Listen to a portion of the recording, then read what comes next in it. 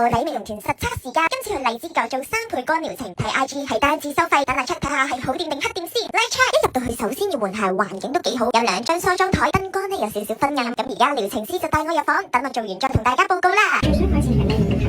偏泛紅。係，我幫你睇咗個面睇，你嘅皮膚3倍光係咪可以做到嫩膚？都做到嫩膚嘅，主要佢即係可能做色素啊，做髮型為主咯。我見你有些少色素啊嚇，咁色素佢打完佢都有機會會變深，跟住慢慢凋謝。你第一次嚟同埋第一次打，咁都要同你講聲，做完之後咧2個禮拜冇做啲美白過，所以佢嗰隻嘅嘢啦，必須一定要搽防曬嘅。先講呢次5次，假設你打完佢色素有機會會變深，呢啲係正常情況。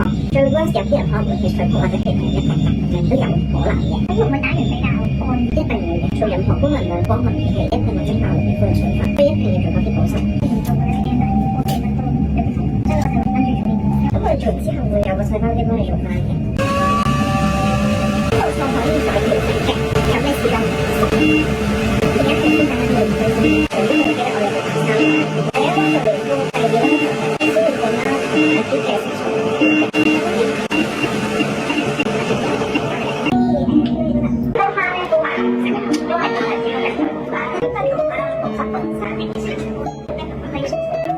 同大家分享翻今次嘅探店體驗，今日體驗嘅係做3倍光嘅項目。喺開始嘅時候仲做埋皮膚分析，睇下你有冇重點要打邊一個位置啦。過程都十分細心，會問你覺得感覺如何嘅，需唔需要能量調高或者調低。